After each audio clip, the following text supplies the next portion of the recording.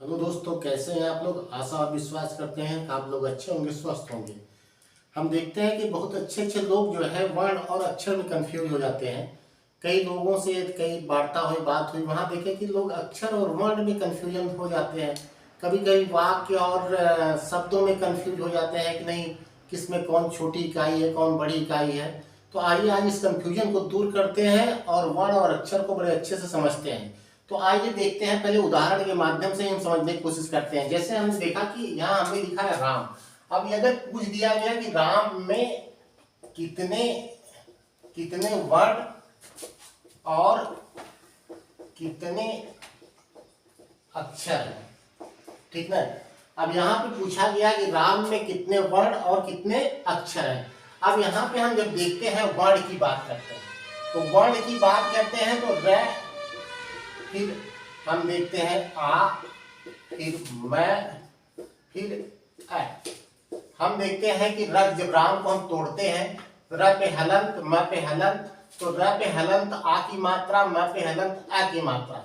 तो टोटल देखते हैं 1 2 3 4, यानी कि 4 वर्ण हुए। वर्ण कितने हुए? 4 वर्ण हुए। जबकि अगर हम इसी चीज को देखते हैं, हम ये कहते हैं कि कितने अक्षर हैं। अब इसी राम को हम देखते हैं कितने अक्षर हैं, तो यहाँ पे एक रा और धन मैं, तो यहाँ पे अक्षर कितने हुए? 2 अक्षर हुए। अब देखिए वर्ण कितने हुए? यहाँ पे राम में 4 वर्ण हुए और अक्षर कितने हुए? 2 अक्षर हुए। लेकिन अगर कहीं ऐसी कंडीशन बनती है, यहाँ पे आपने देखा राम में हम तो आसानी से देखिए यहाँ 4 वर्ण हैं और 2 अक्षर हैं। लेकिन यहाँ पे अगर आप देखिए पुनः, जैसे यहाँ पे लिखा गया पुनः। अब पुनः में कितने वर्ण और कितने अक्षर हैं? तो पुनः प हलंत उ और न हलंत अ धन है हलंत, यहाँ ध्यान दीजिएगा। अब यहाँ पे अगर ये पूछा गया कि पुनः में कितने वर्ण हैं, तो पुनः में वर्ण कितने आपके दिखाई दे रहे हैं? 1 2 3 4 5, यानी कि पुनः में 5 वर्ण है, 5 वर्ण है। अगर यही पूछा गया कि पुनः में अक्षर कितने हैं, तो आपको यहाँ पे दिखाई दे रहा है, आप सीधा देखिए कि यहाँ पे जहां पे हलंत है, सब हलंत को छोड़ दीजिए। सभी हलंत को क्या करेंगे आप? छोड़ देंगे। आपको अक्षर कितने बचे जो है, आपके अक्षर कितने बचे? अक्षर आपके बचे 2। तो यहाँ पे अक्षर कितने हैं? 2 अक्षर है। आप ऐसे निकाल सकते हैं कि अक्षर कितने हैं? 2 है। वो जो 2 है, इसका मतलब पू हो गया और न हो गया। तो यहाँ देखेंगे कि हम इसी अक्षर को हम ऐसे पहचानेंगे, उ और अ ले लेते हैं, तो यहाँ पे 2 अक्षर हुए, पू हो गया और धन न हो गया। अब यहाँ पे आप देखते हैं हलंत लगा हुआ, लेकिन उस हलंत के लिए हमने जब वर्ण किया तो 5 आए, जब अक्षर किया तो 2 आए। इसी तरह यहाँ पे ध्यान दीजिए, अभी ये सब कंफ्यूजन खत्म हो जाएगा अपने आप जो है। अभी जहां हम कठिनाई को देखते हैं, अब कठिनाई को अगर हम तोड़ते हैं, तो यहाँ पे क हो गया, क हलंत हो गया, धन आ हो गया, फिर यहाँ पे आपका ठ हो गया, फिर छोटी ई हो गया, फिर आपका न हो गया, फिर आ हो गया, फिर यहाँ पे आप देखते हैं कि ई आता है। अब यहाँ पे हलंत आप हटाइए, पहले हलंत को हटाइए, यहाँ हलंत हटाइए। पहले अगर हम कहते हैं कितने वर्ण हैं, कितने वर्ण हैं, तो आप देख रहे हैं कितने वर्ण हैं? 1 2 3 4 5 6 7। अब यहाँ पे आपको वर्णों की बात की जाएगी तो 1 2 3 4 5 6 7, यानी कि यहाँ पे वर्ण कितने हैं? 7 वर्ण। वर्ण कितने हैं? 7 वर्ण हैं। लेकिन अगर यहीं पे अगर अक्षर की बात आएगी तो अक्षर कितने हुए? अब आप देख रहे हैं कि हलंत वाला जो है हटाइए आप उसको, ये दोनों एक ही हो गया, ये भी एक हो गया, एक ये भी एक हो गया, ये भी हो गया, यानी कि कुल कितने अक्षर हुए? 4 अक्षर हुए। ध्यान दीजिएगा, वर्ण कितने हैं? वर्ण इसमें है 7, जबकि अक्षर कितने हैं? 4 अक्षर है। ध्यान दीजिएगा, कठिनाई में वर्ण कितने हैं? 7 है, अक्षर कितने हैं? 4 है। अभी इस चीज को देखते हैं कि क्यों ऐसा होता है। अब देखिए, जैसे यहाँ पे एक इंग्लिश में अगर हम लिखा जाए नीलम, अगर हम ये कह दें कि नीलम, नीलम में आप न करेंगे हलन। अब इसके बाद ई हो गया, फिर ला हो गया हलन, फिर आ हो गया, फिर म हो गया, फिर आ हो गया। अब जबकि अंग्रेजी में आप देखते हैं, अंग्रेजी में ऐसे लिखा गया, यहां ऊपर हम कर देते हैं नीलम लिखा गया, यानी कि बीच में आ आता है लेकिन लास्ट में जो है आ नहीं आ रहा है। आपने यहाँ पे देखा ए आ रहा है लेकिन अंत में ये नहीं आ रहा। और यहाँ पे हमने देखा कि यहाँ पे न को हमने तोड़ दिया सबको, यहाँ न हलंत है तो वहां वर्ण कितने हो गए, 1 2 3 4 5 6। अब यहाँ पे 6 वर्ण हो गए, वर्ण कितने हैं 6। लेकिन अगर अक्षर की बात की जाएगी, अक्षर कितने हैं, तो अक्षर इसका दोनों का मिला के 1 हो गया, इसका दोनों का मिला के 1, इसका दोनों का मिला के 1। तो अक्षर कितने हैं, 3 अक्षर। यहाँ ध्यान दीजिएगा, ये हलंत वाला आप हटा दीजिएगा अपने दिमाग से तो अपने आप मिल जाएगा। तो यहाँ अक्षर कितने हुए, 3 अक्षर हुए, जबकि वर्ण कितने हैं, 6 वर्ण हैं। अब इन्हीं वर्णों ध्वनियों को हम कायदे से समझ लेते हैं कि ये है क्या, वास्तव में ये है क्या।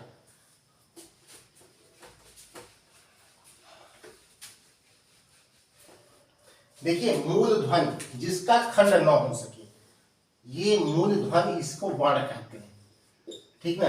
आइए पहले हम ध्वनि और वर्ण को अलग कर देते हैं कि ध्वनि क्या है और वर्ण क्या है। वर्ण बराबर ध्वनि, वर्ण बराबर ध्वनि, ठीक है, वर्ण बराबर ध्वनि। अब ये वर्ण क्या है, जब ध्वनि है ये बोला और सुना जाता है, और वर्ण को क्या किया जाता है, लिखा जाता है, लिखा और पढ़ा जाता है। अब यहाँ देखिए कि ये लिखा और पढ़ा जाता है तो भाई वर्ण हो जाता है, जब वही बोला और सुना जाता है तो भाई क्या हो जाता है, ध्वनि हो जाता है। दोनों एक ही चीज है, वर्ण और ध्वनि दोनों एक ही चीज है। जब उसको हम लिखते और पढ़ते हैं तो उसको हम वर्ण कह देते हैं, जब इसको बोलते और सुनते हैं तो उसको हम क्या कह देते हैं, ध्वनि कह देते हैं। तो यानी कि ध्वनि और वर्ण एक ही चीज है। अब देखिए मूल ध्वनि यही चीज है, मूल ध्वनि जिसका खंड ना हो सके, जिसका खंड ना हो सके। देखिए वर्ण के और अर्थ भी होते हैं। वर्ण का तो एक अर्थ हो गया कि मूल ध्वनि जिसका खंड ना हो सके। वर्ण का अर्थ रूप भी होता है, वर्ण का अर्थ जो होता है आकृति भी होता है, वर्ण का एक अर्थ होता है रंग भी होता है। तो वर्ण का एक वर्ण व्यवस्था भी आप जानते हैं। तो यहाँ पे वर्ण जो है मूलतः जो वर्ण आया था यहाँ पे वो कलर से आया था। किससे आया था, कलर से। ये कलर के लिए आया था, कलर का मतलब रंग के लिए आया था।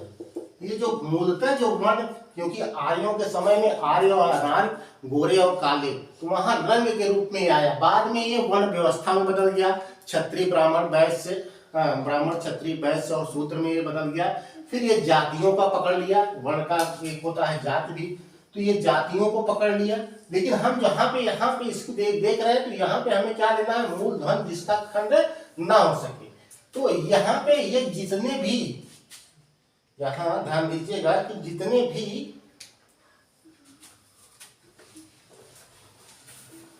अब देखिए अगर इसको आप लिखते हैं कि यहां क्या लिखते हैं, ख लिखते हैं, च लिखते हैं, छ लिखते हैं, आ लिखिए, आ लिखिए, ई लिखिए, ई लिखिए, ये सब क्या है, ये सब जो है क्या है, आपके वर्ण है।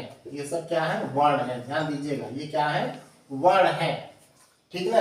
यानी कि अ को तोड़ा नहीं जा सकता, अब क को तोड़ा नहीं जा सकता, ख को तोड़ा नहीं जा सकता, च को इसके बाद तोड़ा नहीं जा सकता, छ को तोड़ा नहीं जा सकता, आ को तोड़ा नहीं जा सकता, ई को तोड़ा नहीं जा सकता।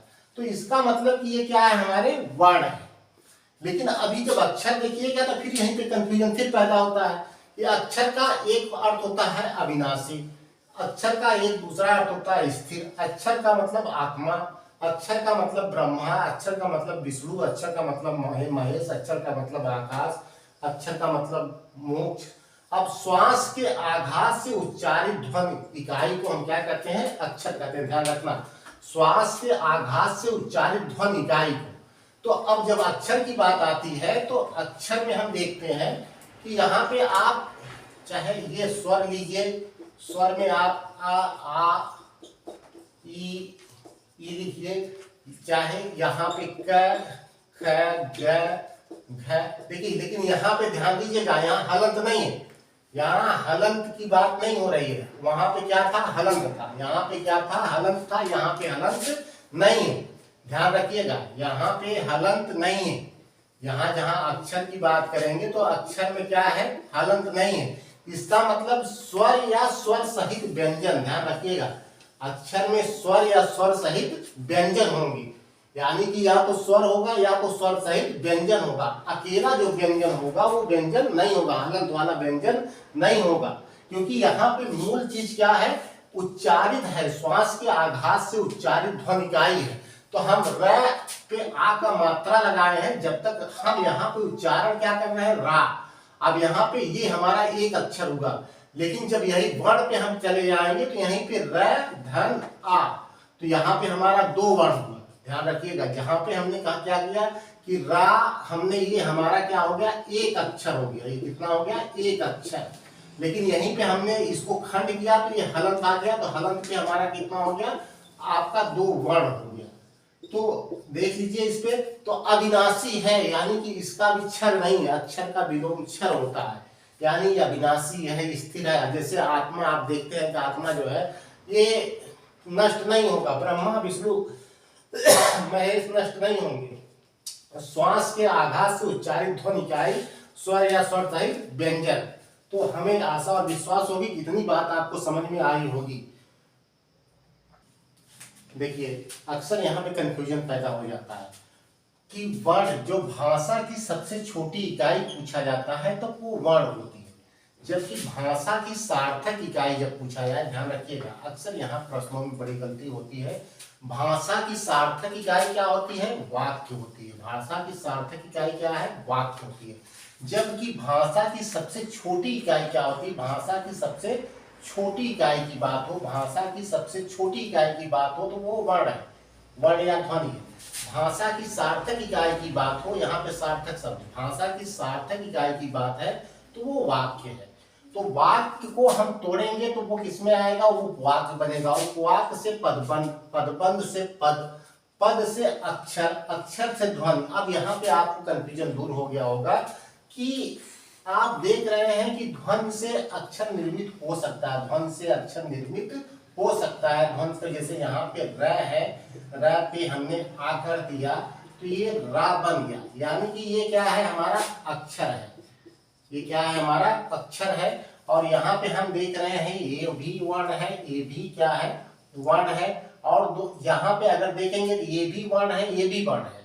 लेकिन ये जो है अक्षर नहीं हो सकता, ये अक्षर हो सकता है, ये अक्षर हो सकता है, आ अक्षर हो सकता है। लेकिन जहां पे हलंत होगा वो हलंत अक्षर नहीं होगा, वो होगा हमेशा क्या? वर्ण होगा। तो ये आपको आशा और विश्वास है कि ये आपको अच्छे से समझ में आया होगा। यानी कि वाक्य उपवाक्य, या वाक्य को टूटेगा तो उपवाक्य में, उपवाक्य टूटेगा तो पदबंध में, पदबंध पद में, पद से अक्षर, अक्षर से फिर ध्वनि।